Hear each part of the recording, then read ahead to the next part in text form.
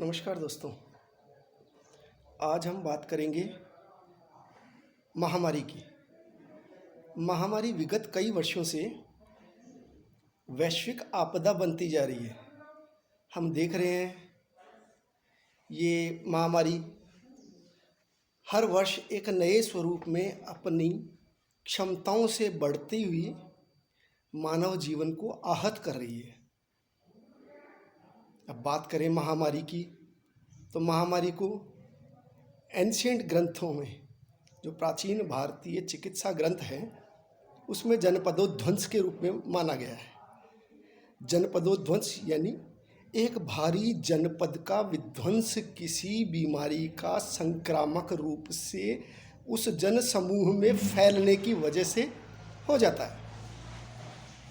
अब हम यदि बात करें जनपदोध्वंस का कारण, तो आयुर्वेद शास्त्र में जनपदोध्वंस का कारण जो बताया गया है उसका मूल है अधर्म। तो अधर्म क्या है? धर्म के विपरीत आचरण। 10 धर्म के जो लक्षण कहे गए हैं, अहिंसा, सत्यस्तेय, ब्रह्मचर्य, अप्रिग्रद्धि, विद्या, सत्यम, अक्रोधो, दशकम धर्म लक्षणम।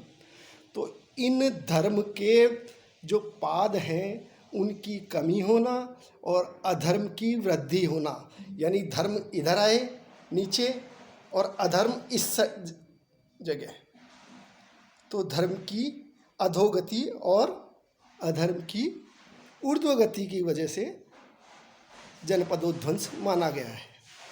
अब जनपदोध्वंस में होता क्या है? जनपदोध्वंस में 4 ही चीज़ें प्रभावित होती है। कौन कौन सी? वायु, जल, देश और काल। ये उत्तरोत्तर ज़्यादा घातक होते हैं। अर्थात यदि वायु विकृत होती है तो जनपदोध्वंस वायु मार्ग से लोगों को प्रभावित करता है। इसी प्रकार जल, फिर देश और काल, इस तरीके से 4 चीज़ें प्रभावित होती है। सुश्रुत संहिता में जनपदोध्वंसी अध्याय में इस चीज़ का विशद वर्णन मिलता है। अब हम बात करें कि ये महामारी है उसका विध्वंस हो कैसे, इससे बचाव हो कैसे, क्योंकि सदियों से ये महामारियां सामान्य जनमानस में फैलती जा रही है। इसलिए वर्ल्ड की जो पहली कॉन्फ्रेंस हुई थी साइंटिफिक, वो हिमवत पार्श्व में हुई थी। दीर्घ जीवितम अध्याय के अंदर उसका उल्लेख है कि मनुष्य का दीर्घ जीवन कैसे स्थायी रूप से हो सकता है। इस चीज़ पे विचार किया गया था। अब दीर्घ जीवितम अध्याय में लोगों का कारण, जो बीमारी होती है उसका कारण क्या बताया? खान पान विकृत होना। सबसे पहला कारण यही बताया गया कि ग्राम्याहार का सेवन जो है वो उनमें रोग पैदा कर रहा है। अब ग्राम्याहार क्या है? ग्राम्याहार मतलब प्रकृति से बिल्कुल विपरीत होकर प्रकृति की चीज़ों का उपभोग करना, यह चीज़। तो अब हम बात करें महामारी की। तो महामारी से लड़ने के लिए हमारे शरीर को क्या चाहिए होता है? हमारे शरीर को चाहिए दीवार। वो दीवार क्या होगी? आहार की, विहार की, रसायनों की, सद्वृत्त और दैनिक दिनचर्या ऋतुचर्या की। इसी के अंतर्गत योग, प्राणायाम एवं पंचकर्म आदि सभी विधाएं समाविष्ट हो जाती है। आहार की दीवार हम देख रहे हैं वर्तमान परिप्रेक्ष्य में किस तरीके से कीटनाशकों का अत्यधिक प्रयोग कर हमने अपनी आहार रूपी दीवार को गिरा दिया। आज जो समाज में फास्ट फूड का प्रचलन बढ़ रहा है, लोग इस आपाधापी के युग में फटाफट संस्कृति को बढ़ावा देने के चक्कर में आहार मूल्यों का अवमूल्यन कर रहे हैं। यानी बैलेंस डाइट, संतुलित आहार, उसकी कमी है। आहार शरीर में तर्पण, वर्धन, धारण, यापन और जीवन, इन सभी को प्रदान करने वाला मूल है। आहार विकृत, हमारी पहली दीवार गिर चुकी। विहार, विहार को हम देखते हैं, विहार हमारा बिल्कुल विकृत हो चुका है। हमारी बायोलॉजिकल क्लॉक बिल्कुल विकृत होकर, बिगड़कर हमें रोगों की ओर लेके जा रही है। कहा है ब्राह्मे मुहूर्ते उत्तिष्ठ है, जीर्णाजीर्ण निरूपयन। तो ब्राह्म मुहूर्त को तो देखते ही कितने लोग हैं, सब वही देर रात तक जगना। इलेक्ट्रॉनिक गैजेट्स का अत्यधिक उपयोग करने से, देर रात तक अनिद्रा आने से इंसोम्निया, मस्तिष्कगत शारीरिकगत विकृतियां पैदा होती है। इंसोम्निया, शिजोफ्रेनिया, अवसाद, गुस्सा वगैरह की ये इस तरह की मानसिक विकृतियां आना स्वाभाविक है। और इसका एक ही उपाय है, ब्राह्म मुहूर्त में यदि उठेगा आदमी तो ब्राह्म मुहूर्त में जो समय है वह दोषों के अनुकूल है। काय शरीर जाणाम दोषाणाम क्रमेण परमोषधम वस्ति विरेको वमनम तथा तैलम घृतम मधु। शरीर के जो दोष हैं उनकी प्रमुख चिकित्सा बताते हुए भी अन्यत्र आचार्यों ने कहा है, वस्ति, विरेक और वमन, ये क्रमशः वात पित्त कफ की चिकित्सा है। और तैल घृत मधु, इनको भी चिकित्सा में संशमन के रूप में काम किया बताया है। अब बात करें, वयो अहोरात्रि भुक्तानाम ते अंत मध्यादिगा क्रमात्। वय, अहोरात्रि, भोजन की अवस्थाएं, पच्यमान, पक्व और अपक्व, इनके अंत, मध्य और आदि में क्रमशः वात की वृद्धि होती है।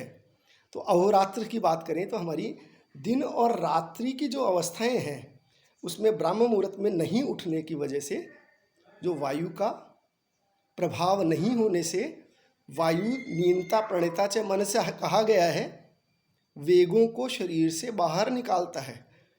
तो जो दोष शरीर से सुबह जल्दी ब्रह्म मुहूर्त में निकल जाने चाहिए वो शरीर में बने रहते हैं। अब क्या हो, अब स्थिति ये है कि हमारे लेट उठने से, देर से उठने से हमारी बायोलॉजिकल क्लॉक खराब हो जाती है।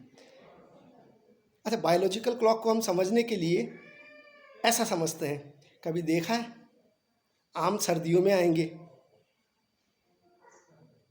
आम का मौसम गर्मियों में है, या आंवला कहे कि साहब मैं तो गर्मी में ही पकूंगा, ऐसा संभव नहीं है। प्रकृति ने हर चीज का एक समय बताया है। काल जो है उसको सर्वोपरि रखते हुए बताया है, कालो ही भगवान। आज हम उस चीज को नहीं मानते, परिणाम रोग जनसमूह में व्यापक रूप से फैल रहा है, काल की विकृति हो रही है। तो हम बात कर रहे थे अहोरात्र और भोजन की अवस्थाओं की।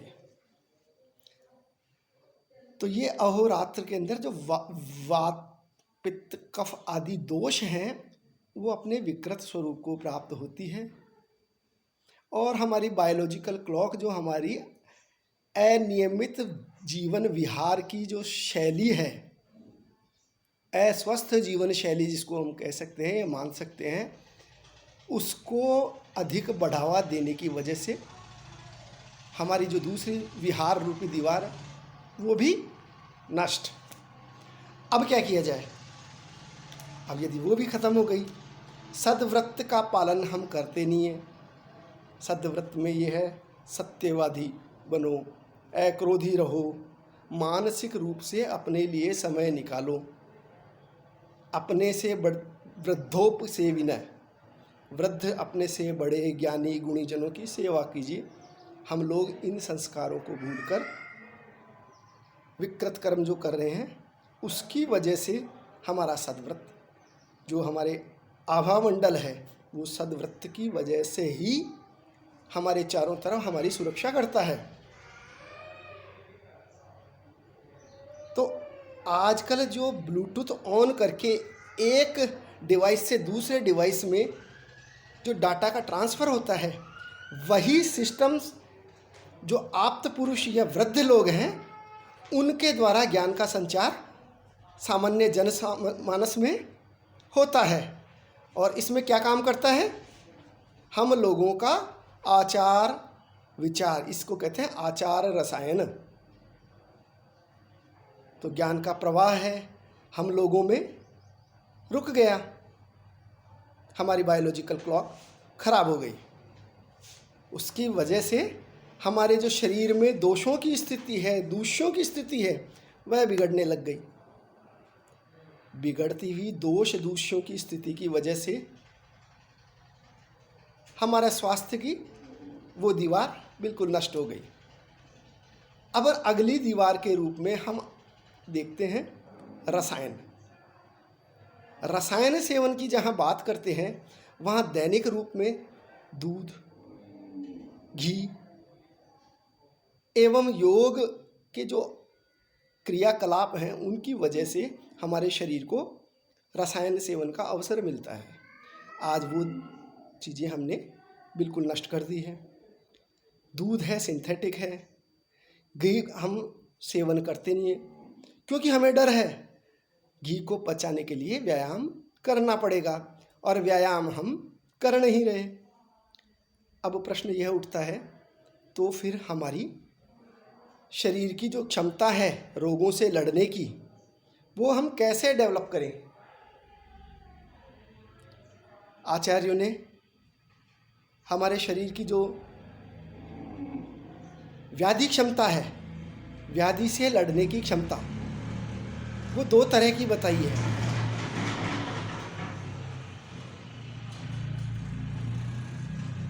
वो सहज, कालज और युक्तिकृत, क्षमा चाहूँगा, तीन तरह की बताई है। मॉडर्न साइंस इसे दो तरीके से मानता है। मॉडर्न साइंस इनेट और जो हम युक्तिकृत हैं, जिसको वैक्सीनेशन के माध्यम से करते हैं, उस तरीके से डेवलप करने को दूसरी पद्धति मानता है। हमारी जो पद्धति है सहज, सहज मतलब जन्मजात, जो हमें माता से गर्भ संस्कारों के फलस्वरूप जन्म के समय प्राप्त होती है, वह है हमारी सहज। कालज, कालज की बात करें तो हम देखते हैं कि शीत ऋतु जिनमें स्वभावतः बल की वृद्धि होती है और शरीर से रोगों की लड़ने की क्षमता दिखाई देती है, ऐसे ऋतुएं, ऐसे काल, ऐसी वय, जैसे कि युवा एवं बाल्यावस्था के अंदर हमारी जो रोगों से लड़ने की क्षमता है वो अधिक, और वृद्धावस्था में बीमारी की स्थिति में हमारी रोगों से लड़ने की क्षमता है वो कम होती है। अब प्रश्न यह है कि कालज को हम मानते हैं, तो उसको कालज को किस प्रकार से हम अपने शरीर में स्थिर रख सकते हैं? तो चिर युवा रहने का हर व्यक्ति को अधिकार है और हर व्यक्ति की एक कामना है। शास्त्रों में कहा है, धर्मार्थ काम मोक्षाणाम आरोग्य मूलम उत्तमम।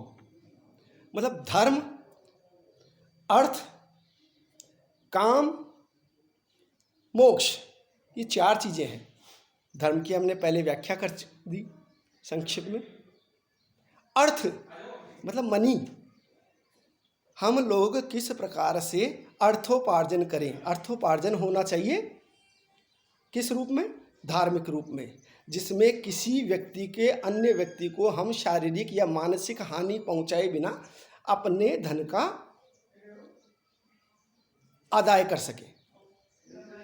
इसी तरह काम, कामनाएं, डिजायर्स, डिजायर्स मनुष्य में डिजायर्स असीमित हैं। हर व्यक्ति अपनी कामनाएं अधिक से अधिक बढ़ाता जाता है, लेकिन कामना क्या होनी चाहिए? वही स्वास्थ्य के लिए, क्योंकि पहला सुख निरोगी काया। आज हम महामारी की स्थिति में देख रहे हैं, जीतेगा वही जिसकी इम्यूनिटी पावर बेस्ट होगी। डार्विन का सिद्धांत सर्वाइवल ऑफ द फिटेस्ट इस चीज में बिल्कुल युक्तिसंगत प्रतीत होता है। अब यदि हम सहज जो बल की बात करते हैं, सहज कालज युक्तिकृत, कालज में वृद्ध व्यक्ति भी इन आचार रसायनों का सेवन करके युवावस्था को प्राप्त हो सकता है। च्यवन ऋषि इसका उदाहरण है, जीवंत उदाहरण है। केवल च्यवनप्राश के उपभोग से उन्होंने अपने यौवन को प्राप्त नहीं किया या स्थिर नहीं किया। उन्होंने जो सद्व्रत, रसायन और योग प्राणायाम आदि क्रियाओं के द्वारा अपने शरीर को प्राप्त किया, वही चीज हमें रोगी, वृद्ध और बाल को रोग क्षम या व्याधि क्षम बनाने के लिए करनी होगी। अब बात करते हैं हम युक्तिकृत, एक्वायर्ड इम्यूनिटी। एक्वायर्ड इम्यूनिटी के लिए मॉडर्न साइंस विभिन्न प्रकार के टीकाकरण, ये अन्य जो मल्टीविटामिन्स, ये जीवनीय रसायनों का प्रयोग करवाता है। वहीं आयुर्वेद के अंदर कहा है एक्वायर्ड इम्यूनिटी यानी युक्तिकृत या क्रिया व्याधि हरणी सा चिकित्सा निगद्यते तदेव युक्तम भैषज्यम यद आरोग्याय कल्पते। तो युक्ति युक्त तरीके से हम आरोग्य को प्राप्त कर सकते हैं या अपनी इम्यूनिटी पावर को बूस्ट कर सकते हैं। क्या युक्तियां हो सकती है? इम्यूनिटी है क्या? आयुर्वेद में इम्यूनिटी ओज के रूप में है। ओज क्या है? प्राकृतस्तु बलम श्रेय